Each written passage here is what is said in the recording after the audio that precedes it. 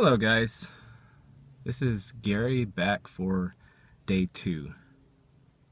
I know I posted day 1 5 days ago, and that was a very long video, and there was a lot of background chatter and noise because I was driving. I would like to keep this one shorter, uh, more focused, and with no background noise, so therefore I'm simply sitting in the car and I'm not driving and there's no noise here. So the topic I would like to talk about today is information. How and where we get our information and what we do with it and how it affects our lives on a daily basis.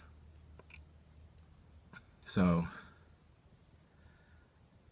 today we have loads and loads and loads and loads and loads of information via the internet, which didn't exist just two or three decades ago. I think the first computer that filled a room was created somewhere in the mid-1980s when I was born, and from there it progressed to what we have now, which is every single person is connected to the internet, and our personal cell phone is more powerful than that massive computer.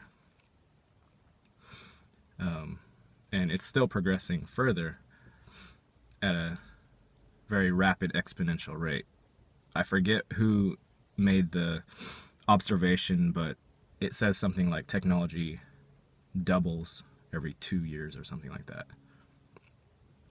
In capacity, well, the computing capacity goes up and the size of the actual equipment goes down. I forget who made that, but so compared to back when I was younger, back when my parents were growing up in the 50s, 60s, 70s, to them, life was a lot simpler, and that's what they tell me, and they still hold on to that model. They kind of sense that going too deep into the internet and just exploring can be dangerous to an individual. So my parents, they follow a very simple model.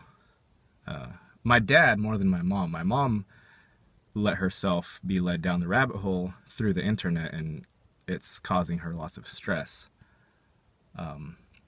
My dad has stayed on his path of going to church every Sunday, praying religiously. He has his prayer list that he looks at every morning, and he prays for a lot of people, and he reads the Bible every day, and he uses that as his foundation for everyday life, for moment-to-moment living. And my mom has been bitten by the curiosity bug, just as a lot of us kids have. There's 9 of us. If you didn't know that, you probably didn't know that, but there's 9 of us kids, and we all kind of went poof. We were exposed to the internet and other ideas, and we kind of all just got blown out into different areas, and we don't really agree that much. We don't even really talk anymore. We're kind of each in our own little fantasy land of ideas. And the problem that I see with this overflow of information, there's an overabundance of information. If you're exploring at all and you get exposed to lots of ideas that aren't really talked about on a day-to-day basis, most people, the level of mental understanding or mental arena that most people that I see are in is they're very grounded in a simple sort of life which requires little to no mental exercise, and largely due to watching TV all the time, I think. And I could be being arrogant here, and I'm well aware that I can tend to go in that area a lot, and trying to minimize that. But a lot of people tend to talk about just like our uniting factor is sports. It's sports teams. and whether or not, you know, San Francisco is going to be in the, whether or not the 49ers are going to be in the Super Bowl or not, or what's the next holiday coming up and what am I going to buy. It's a very consumeristic worldview. It's not even really a worldview. It's just you only focus on a very few amount of things, and you kind of engage in very repetitive behavior. And to me, that kind of, I could never stick with that. I could never stay with that. I was always interested in big questions like who are we? Why are we here? What are we doing here? Do aliens exist? You know, what's the history of the Bible? All these questions that there's so many different, if you go online and look up any one of these questions, you'll find an overabundance of information on it. And lots of the information is diametrically opposed. Like one side will say this and one side will say the exact opposite. But if you consider the facts or the rationale behind both sides, you can find plausibility on both sides. And if you do that too much, then your mind will constantly be flip.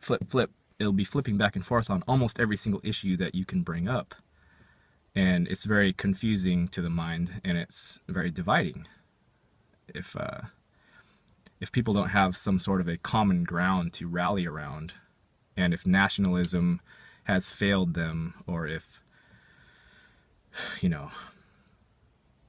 well, nationalism and just being really avid sports fan, they're similar things, It's sort of identifying with a territory. If you're identifying with a certain team, you're identifying with the territory that team plays on, or that team is based in.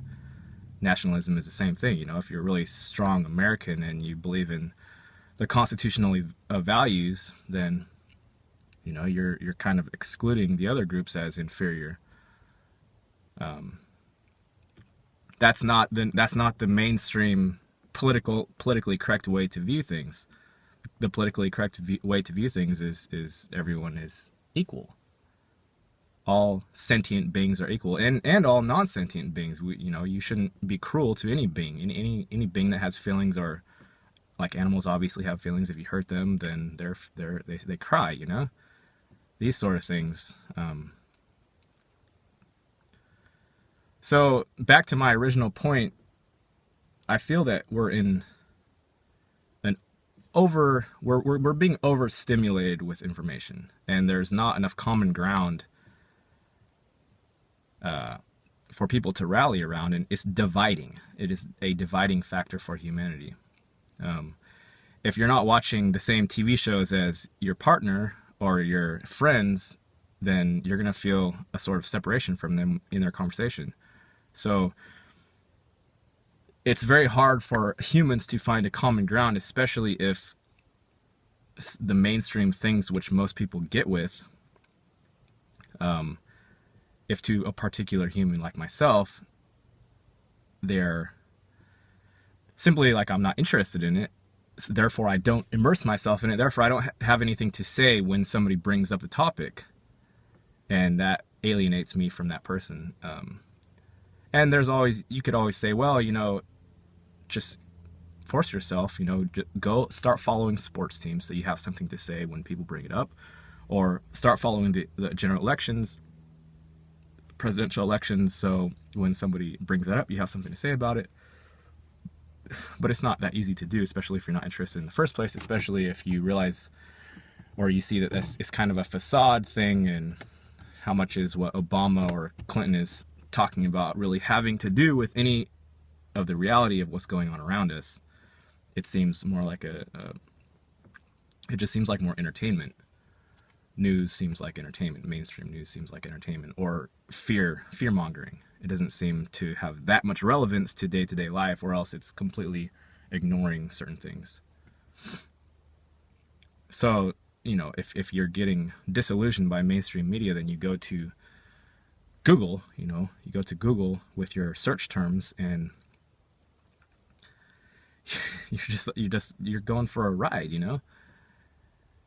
And also, there is the notion of addiction. When you're looking up all this information, your mind likes new ideas, and once your mind gets used to the notion that any issue, both sides of the issue can be plausible, then your mind is like, whoa, now I can have even twice the information. So you play both sides of the fence all the time, and I don't think that's very healthy. And that's how my mind has been engaged in information for quite a long time. And if you do too much of that, then it becomes paralyzing. And when you're trying to do basic things such as provide income for your family or decide what to do when you wake up in the morning, like sometimes if your mind is so used to playing both sides of the fence on every single issue, you become paralyzed and you can't move at all. So I'm gonna wrap this up. That's my thoughts on the information and the information age which we're currently in. Yeah, so please comment with any thoughts you have on this topic. I would like to have a good conversation about it. Like and subscribe below, and I will see you in day 3 next time. Take care, guys. Bye.